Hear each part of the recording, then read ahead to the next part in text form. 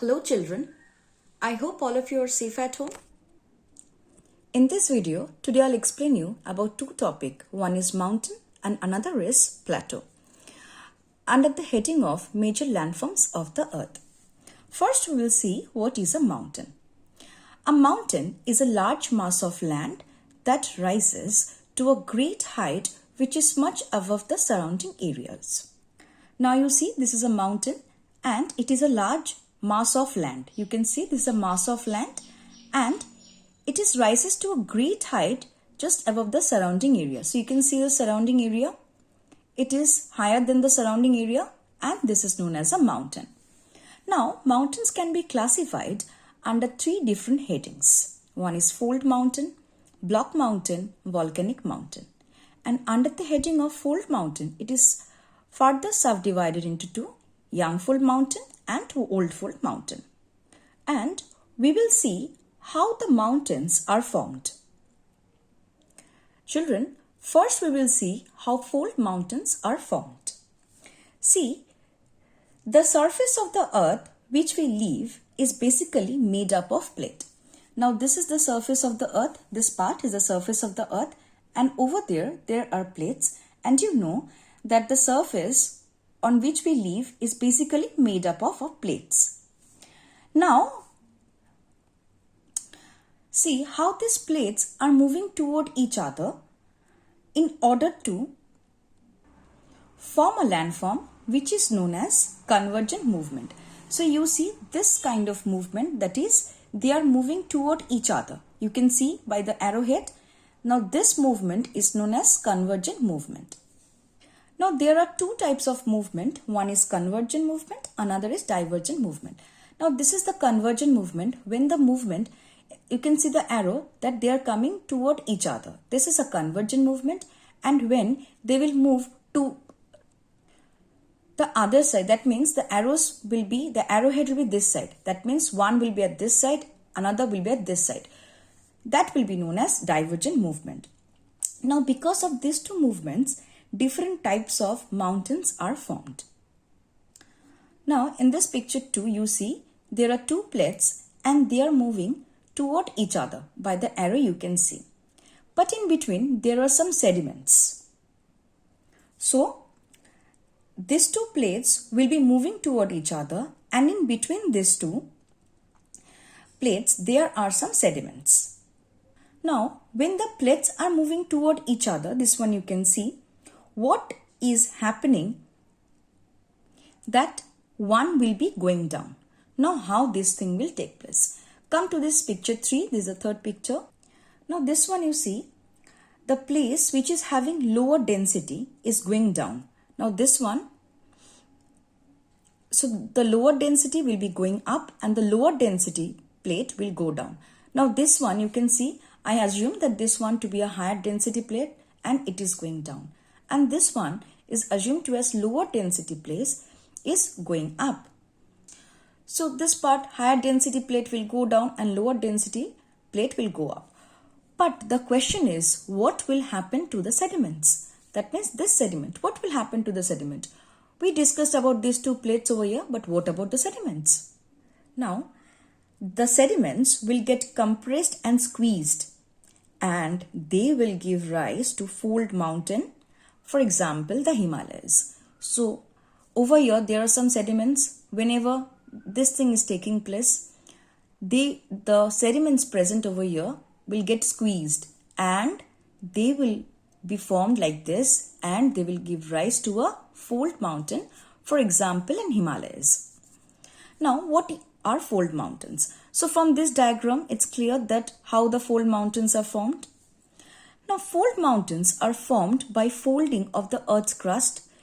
Now over here you can see that sediment got folded and they formed the Himalayas or the mountains. How? Due to compressional forces. Now compressional forces occur when the tectonic plates converge. Now this is the convergent movements. Whenever they converge, they form the fold mountain. Here is an example, the Himalayas. Now this is how mountains are formed. See, the upfold is known as anticline and the downfold, this part, You can see the arrow is the syncline.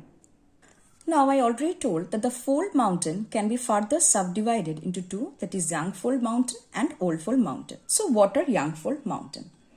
Now they are high with very steep slope and sharp and pointed peaks. So in case of young fold, the slopes are very steep. And what about the old fold? They are low in height compared with the young fold, and the slopes are very gentle and it is of round peaks. Now we will read about block mountain. Now fold mountains are formed due to the compressional forces of the earth. Okay, and this forces is known as the divergent movement. But in case of block mountain, you see, they are formed due to the tensional forces. In this picture, I'll explain about block mountain. You see, it is a landmass and two movements are taking place. That is one movement but in different direction. Both are going apart. Two different forces. One forces, that is one divergent movement, but the force are in two different sides. They are pulling this apart.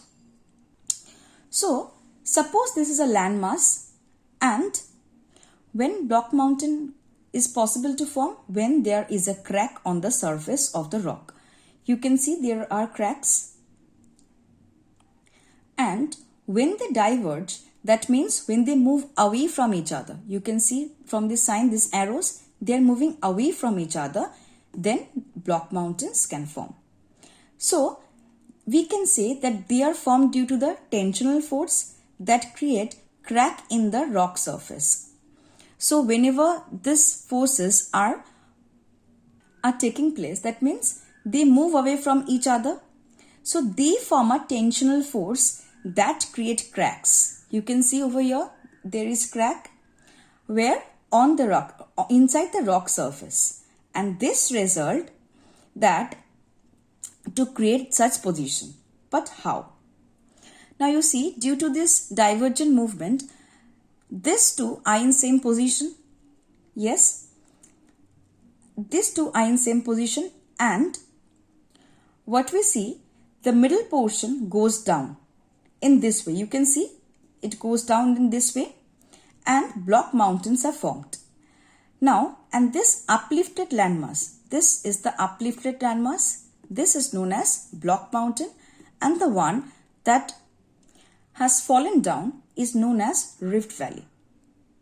Now, a few examples of rift valley is one is Narmada, and for the block mountain, Vindhyas and Satpura.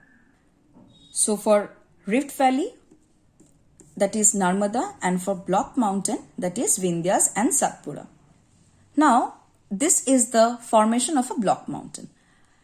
So, block mountains are formed when two tectonic plates move away from each other, causing a crack on the surface of the earth. So, this is basically a landmass, and how it is caused due to this movement, they form a crack, and thus this formation of the block mountain. Next, the third mountain that we are going to learn is the volcanic mountain. Now, this is a mountain, and this is a volcanic mountain. So, how can we identify it to be a volcanic mountain? Suppose there is a mountain and there is a magma chamber. You can see there is a magma chamber. So, from this magma chamber, what will happen is the liquid magma comes out through the vent. You can see this is a magma chamber and liquid magma is coming out from the vent. This orange color is the liquid magma. Alright, and the vent is the opening. That is from where the lava will fall or comes out. That is the vent. Now, when this molten material is inside the earth's surface, this is known as magma. But when it reaches the surface of the earth, it becomes lava. That means when it comes out, it reaches the atmosphere, it is known as lava. And this is when they contact with the atmosphere. Over here, there is atmosphere all over. There is atmosphere. Then contact with the atmosphere and it solidifies. And they reaches the surface of the earth through the vent. When extreme pressure built up within the earth, over here extreme pressure is built. On reaching to the surface of the earth, the magma cools and solidifies and comes in contact with the atmosphere. You see, it is the lava flow. It is the magma is coming out from this chamber and is flowing like this. And whenever the magma is coming out, it is known as lava. You can see this side lava is flowing. Now I have explained about one-day volcanic eruption. Now repeated eruption take place over a period of time and this result in the formation of volcanic mountain. Over here you can see huge cloud formation, steam and gas formation will take place over here. Now we will learn what is a volcanic mountain.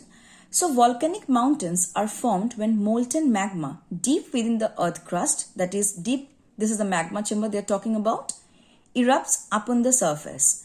Due to cooling and solidification of hot molten lava over a period of time and repeated eruption. So repeated number of eruption will take place and this formation will repeat. Here's an example, Mount Fuji in Japan. So we have covered this mountain, all three mountains along with this too. Now we will study about plateaus. So what are plateaus? A plateau is a large mass of comparatively flat land that rises abruptly from the surrounding areas. Now this is a plateau. How can you say? See, it is rising abruptly compared to the surrounding areas or the surrounding surface. You can see the surrounding surface. If I compare it with surrounding surface, you can see there is an abrupt rise. And that is known as plateau. Now under the heading of plateau, there are 5 different types of plateau. One is Continental Plateau, Intermountain Plateau, Piedmont Plateau, Residual Plateau and Volcanic Plateau. We will read all this. Now in plateaus, see the top, it is somewhere a tabletop. You have seen a table, it is a flat. So that is why it is also known as tableland. Now the next one is Continental Plateau.